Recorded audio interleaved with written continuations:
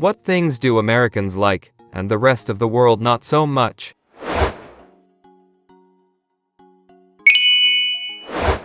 College sports, particularly football and basketball.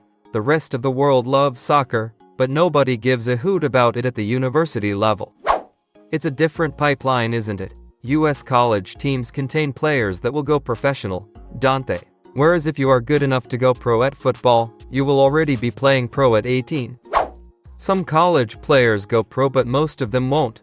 Watching future pros is a part of the fun, but mostly it's a matter of regional pride. Places like Nebraska and Iowa are far too small for any professional teams, but the entire state will live and die by their main college team. Many of their athletes are homegrown too, so if anything there's probably more pride and fervor around college teams, because it feels more personal to the fans. Root beer and ranch dressing. I brought some to Germany and had my friends try it, and they said the root beer tasted like medicine. They politely tasted the dressing with celery and said, interesting, but the look on their faces was that it was terrible. Germans are great like that. My German friend met me in New York one evening. I bought us some bubble teas. He sipped his politely, then we stopped by his hotel for a moment and his bubble tea disappeared. A few minutes later he said, I have to confess, I did not like the bubbles. Had a sibling marry a Swede and his parents came to visit. We wanted to show them a bit of our cultural foods, so we served them root beer floats. They said it tasted like toothpaste. We were kind of shocked. Back then there was not really international communication like there is now. Anyway, they actually had brought toothpaste samples, and sure enough one of them did taste exactly like root beer. Wonder what it would be like for us to go somewhere, and someone serve us a dessert that tasted like Colgate or something. I can understand their confusion. My sister is visiting the US from Europe and sent me a picture of a small Coke and asked, why is it so big? I could see Old Glory flapping in the wine, boys. Ice. Filled till the brim before you pour any drink. Cheerleaders.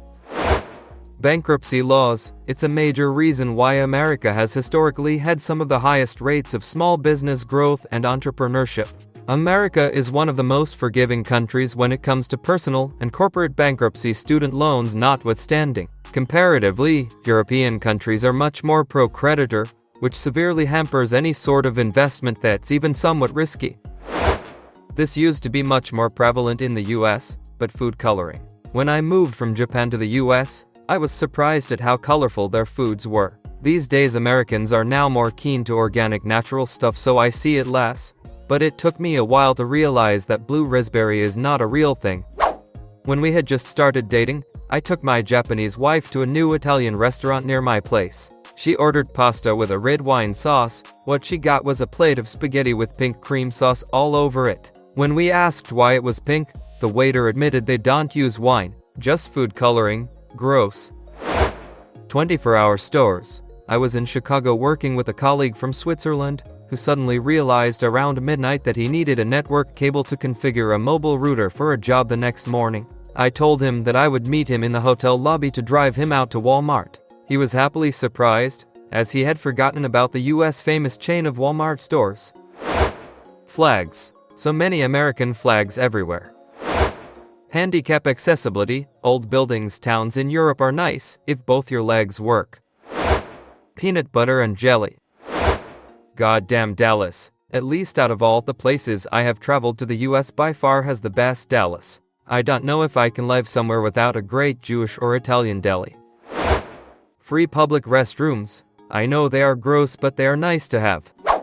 A lot of people don't remember it and assume this is because of the Disability Act or something, but in the 1970s there was actually a grassroots political movement to ban pay toilets were becoming really common in the US. The group called itself aptly SAPSHA, and they were probably one of the most successful grassroots movements ever in this country. It's an interesting thing to read up on if you are bored sometime. I would like to say optimism, even if it's blind sometimes. The can-do attitude is extremely strong. I would also put belligerence up there for better or worse. They get the fuck out of my face. I am not paying for doing that attitude, whether you actually can or not. The American culture makes you feel like you can really do anything.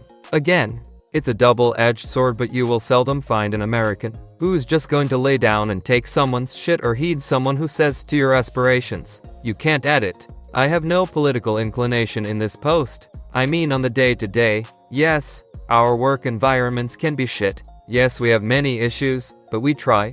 Damn it, we try to make things work in the day-to-day. We bust our asses working however we can. It's not always fun, but we can at least get up and try. American football. Waffles with chicken. Driving everywhere. Anywhere you go in a car. But I suspect for many, other options are so rare they don't think about them even if they do exist. My mother, British, thought casseroles were weird and disgusting. Once her British friend came to visit and asked that we not go to a restaurant where all the food is mixed together in an awful jumble. I love most casseroles. Just finished my master's in handicap discrimination, and holy shit, for once the US completely flat out beat Scandinavia on a human rights issue. We are so far behind the US, and our legislation is pretty much trying to be what the US did decades ago. According to Brazilians at the Rio Olympics, they can tell who's American because we had beach towels, drank a whole bunch, and kept our areas trash-free. National parks, America's greatest achievement. Littering, Americans fucking hate litter. Like, obviously there are people who do it, but in general people get pissed if they see someone litter. We keep our shit looking nice. Having traveled overseas a fair amount in Europe and Asia, this is not always true everywhere else. People like to make fun of Texans for the slogan, "Don't mess with Texas." But that originally came from an anti-littering campaign a while back that's credited with helping reduce litter on the highways by like 80% over a few years. Edit. Seeing a lot of anecdotal, "shit is filthy where I am," which may be true, but that also is likely the part of you that hates litter coming through. When you see it, you think that shit filthy. Having traveled through a lot of the US in major cities and rural areas, and also to a lot of European countries and several countries in Asia, most of the US is pretty damn clean and has an anti-litter culture. I do also keep seeing Japan is very clean, though I have not been, but it sounds like they have that shit together. Free soda refills at dine-in places. The way we manage our wildlife as a resource, and take the funds used for hunting to help support fish and game. In America, our fish and game is managed by several agencies and is owned by the American people. Anyone can hunt a deer or catch a fish, and due to the way it's managed, we ensure we have a healthy population. All of this is funded by hunting and fishing licenses, and is the reason multiple species have been brought back from the brink of extinction and reintroduced into its natural range. Walking inside the house with shoes on. Honestly, a lot of Americans don't do this. A while ago I was wondering why in certain hotels they have sort of blanket at the foot end of the bed. Apparently it's for the people who lay on the bed with their shoes on. It fucking blew my mind, like, why would you do that?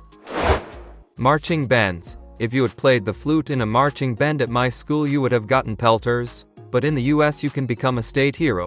Edit. Just to be clear, I don't personally dislike marching bands. I lived in the Ninth Ward, New Orleans for a summer, so got to love that big sound. I just can't comprehend how big it is for you guys. Also, pelters is verbal abuse or light bullying. Big religious families. In the UK, if you have 3 kids, a lot of people will judge you.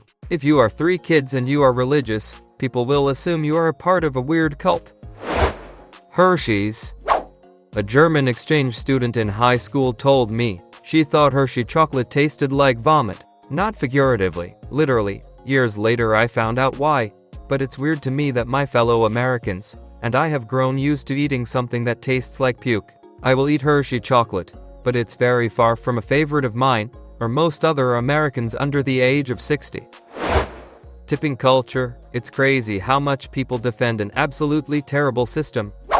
I have mostly met waiters who defend it. Here in Germany you also tip, and while it doesn't make most people rich. An attractive student I knew in university bought her first flat at 22 from just 3 years of tips she got from drunken men at bars. And with people in the US tipping even more, I would assume waiters make even more at high-cost locations. I personally hate it, and it's a relic of a culture where the good society showed their gratitude for the servitude of the poor, but I can't deny that for some people it's super amazing.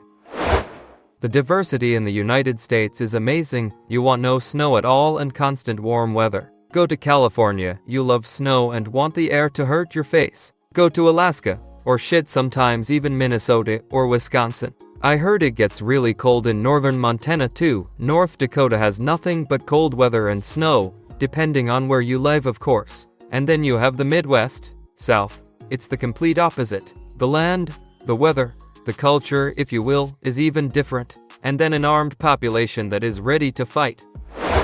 Parks of every sort. There are the very huge national parks that can take up an entire country, to the small ones with just a swing set and a slide. Everything to walking trails, to amphitheaters, to a park like Central Park where a whole city engulfs it. That's one thing we are very proud of here in America is our park system. Thanks for watching. Share your opinion in the comments. Please support the channel by liking and subscribing. It will help a lot.